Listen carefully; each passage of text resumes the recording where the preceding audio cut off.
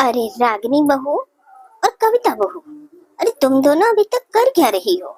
अभी तक इस घर को साफ नहीं किया। पता है तुम्हारी बुआ जी आने वाली हैं और उन्हें ये गंदा घर बिल्कुल पसंद नहीं है। माँ जी, हम सुबह से इसी काम में लगे हैं, बस होने ही वाला है। आज शांति जी के घर में कुछ ज्यादा ही साफ सफाई हो रही थी, क्योंकि उनकी दूर की ननद कुछ दिनों के लिए उनके घर में रहने जो आने वाली थी। लेकिन ये बुआ जी हैं कौन? चलिए जानते हैं इस कहानी में। आखिर ऐसी कौन सी बुआ जी हैं जो आने वाली हैं? पता नहीं कौन सी बुआ जी हैं। मुझे आए इस घर में 10 साल हो गया। मैंने तो ऐसी किसी बुआ जी को न देखा, न नाम सुना और न कभी आई। अब रागिनी और कविता आपस में ये बात कर ही रही थी कि उनकी बात सुनकर सास शांति उनके पास आती हैं। बहू, तू बेशक 10 साल से इस घर में रह रही है, लेकिन तू दीदी को नहीं जानती।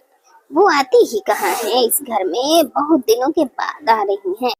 इसलिए तुम दोनों अपना मुंह मत चलाओ, चुपचाप काम में लग जाओ, समझी? अब इतना कहकर शांति वहां से चली जाती है और बहुएं अपने अपने काम में लग जाती।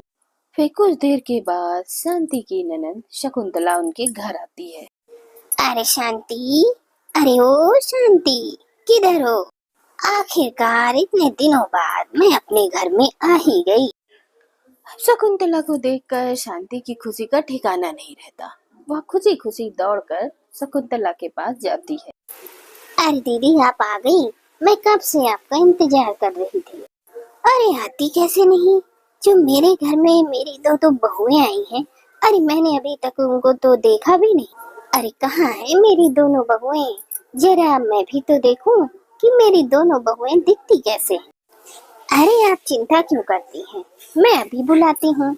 अरे रागिनी, कविता, देखो तुम्हारी बुआ सास आ गई हैं।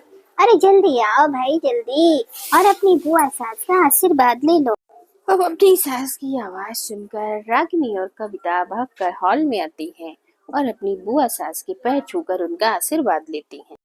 हाय, सच में मेरी दोनों बहुएं कितनी सुंदर हैं। सच में शांति, तुझे तो बहू के रूप में साक्षात लक्ष्मी मिली है, लक्ष्मी।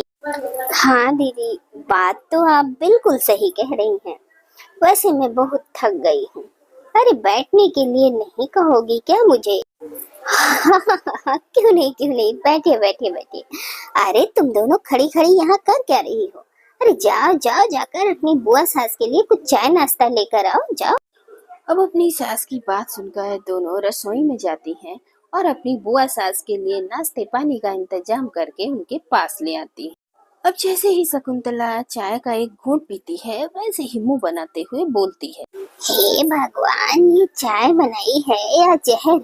अरे शांति, जरा पीकर तो देख, चाय कितनी मीठी बनाई है।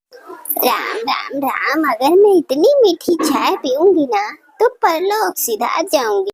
माफ करना बुआ जी, हमने चाय मीठी नहीं बनाई। हमने चाय वैसी ही बनाई है जैसे घर में सब पीते हैं। हद है, मेरे जाने के बाद इस घर में सब मीठा मीठा खाने लगे हैं। अरे शांति, तुझे पता नहीं है क्या, मुझे शुगर है और मैं इतना मीठा खाऊंगी तो मैं सीधा स्वर्ग सिधार जाऊंगी। माफ करना दीदी, वो क्या है ना, मेरी बहुओं को पता नहीं था कि आपको शुगर है। आइंदा से ये दोनों इस बात का ध्यान रखेंगी और आपके लिए हल्की मीठी चाय ही बनाएंगी। ठीक कह रही हूँ ना मैं? जी जी माँ जी, आप बिल्कुल ठीक कह रही हैं। हम लोग ना बुआ जी के लिए अब अलग से चाय बना दिया करेंगे।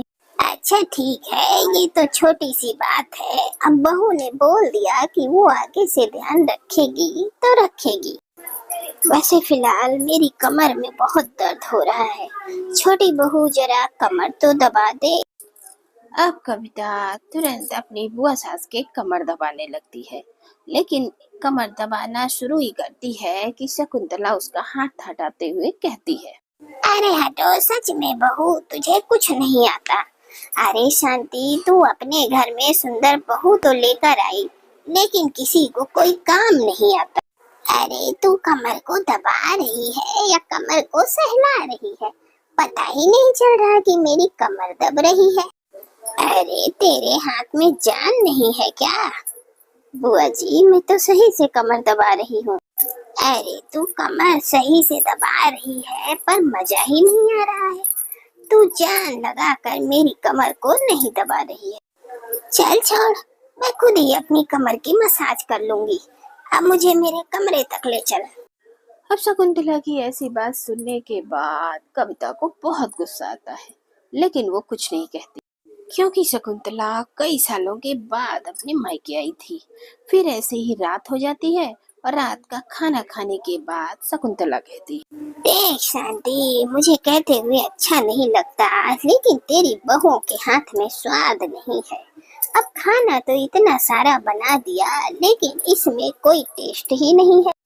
बिल्कुल स्वाद ही नहीं है खाने में। अरे तुझे पता है, मेरी जो बहुएं हैं ना, उनके हाथ का अगर तू खाना खा लेगी तो फिर उंगलियां ही चाटती रह जाएगी। अरे मेरी बहुओं के हाथ की रोटियां तो छोटी छोटी गोल गोल बिल्कुल लाजवाब रहती हैं। और सब्जी, आहा, क्या स्वाद रहता है सब्जी का। अब शकुंतला की बात सुनने के बाद कविता और रागिनी को गुस्सा तो बहुत आ रहा था, लेकिन वो अपनी बुआ सास से कुछ नहीं कह पाती, क्योंकि वो दोनों ही मजबूर थी। लेकिन बुआ सास शकुंतला की ऐसी बात सुनने के बाद कविता रागिनी से बुदबुदाते हुए कहती है, अरे आपको नहीं लगता कि बुआ सास कुछ ज्यादा ही ड्रामा कर रही हैं? अरे हाँ कविता, लग तो मुझे भी रहा है, लेकिन हम कर ही क्या सकते हैं। अब इनका नाटक झेलने के अलावा हमारे पास दूसरा कोई ऑप्शन भी नहीं है। आखिर ये हमारी बुआ सास जो हैं। अरे बहू, तुम दोनों कुछ कह रही हो क्या? नहीं नहीं नहीं नहीं बुआ जी, हम लोग कुछ नहीं कह रहे हैं। आखिर हमारी इतनी हिम्मत कहाँ कि हम लोग आपको कुछ कह पाए। अब कविता की ऐसी बात सुनने के बाद शकुंतला उनसे कुछ नहीं कहती और चुपचाप अपने कमरे में चली जाती है। अब फिर ऐसे ही दिन गुजरने लगता है और गुजरते दिन के साथ साथ शकुंतला रागिनी और कविता से काम करवाती जाती और हर काम में उनसे यही कहती कि कुछ मजा नहीं आया। फिर ऐसे ही एक दिन कविता और रागिनी बैठकर टीवी देख रही थी कि तभी वहां शकुंतला आती है और फिर उनसे रिमोट ले लेती है। अरे बहू, अभी तो तुम दोनों को बहुत काम करना है। अरे जाओ, घर में बहुत सारा काम पड़ा है, जाओ जाओ जाकर काम कर लो। तब तक मैं अपना फेवरेट सीरियल देखती हूँ। लेकिन बुआ जी, ये सीरियल भी खत्म ही होने वाला है। बस ये खत्म होते ही हम यहाँ से चले जाएंगे। अरे रागिनी बहू, घर को तो देखो कैसे फैला हुआ है। अरे तुम घर में ही तो रहती हो और मैं तुम्हारे घर में मेहमान बन के आई हूँ। अरे मैं तो कुछ दिन की मेहमान हूँ, बस कुछ ही दिन यहाँ रहूंगी, तो मुझे मेरा फेवरेट सीरियल देखने दो, क्योंकि ना इसका तो रिकैप भी नहीं आता। अब तुम तो अपने सीरियल का रिकैप आराम से फोन पर देख सकती हो। लाओ लाओ, रिमोट मुझे दे दो। अब बुआ सास की बातें सुनकर रागिनी कुछ नहीं बोल पाती और चुपचाप वहां से पैर पटकते हुए चली जाती है, क्योंकि कविता अभी वहीं बैठी थी। क्योंकि कविता ढीठ बनकर बैठी थी और अपनी बुआ सास के साथ बैठकर सीरियल देख रही थी कि तभी शकुंतला कविता को भी वहां से भेजने की प्लानिंग करती है। अरे कविता बहू, तुम्हें नहीं लगता कि ये टीवी कुछ ज्यादा ही पुराना है? और देखो तो इसका रिमोट भी सही से काम नहीं करता। तुम्हें पता है, बड़ा टीवी होता है तो कुछ ज्यादा ही मजा आता है। अब तुम्हारा ये छोटा सा टीवी कुछ अजीब नहीं लगता? अरे कैसे कैसे मजा आता होगा इस टीवी में। अब मेरी मानो तो तुम भी एक बड़ा टीवी ले ही आओ। लेकिन बुआ जी, बड़ा टीवी लाने के लिए पैसे भी तो कुछ ज्यादा होने चाहिए ना। अभी हमारे पास इतने पैसे नहीं हैं कि हम बड़ा टीवी ले आए। और वैसे भी हमारे पास जितना है हम उसी में खुश हैं। वो कहावत तो आपने सुनी होगी ना कि जितनी चादर हो उतना ही पैर फैलाना चाहिए, और जरूरत से ज्यादा पैर फैलाने से चादर फट भी सकती है। बहू, तुझे नहीं लगता कि कुछ ज्यादा ही जुबान चल रही है तेरी? हैं? तुझे किसी ने कुछ सिखाया नहीं कि अपने से बड़ों से किस तरह बात की जाती है? बुआ जी, मेरी मायके वालों ने तो मुझे बहुत कुछ सिखाया। लेकिन मैं क्या करूं बुआ जी, वो टैलेंट दिखाने का यहाँ मुझे मौका नहीं मिलता। हे भगवान, देखो तो कितनी बदतमीजी से बात कर रही है। शांति, अरे ओ शांति, जरा बाहर तो आ।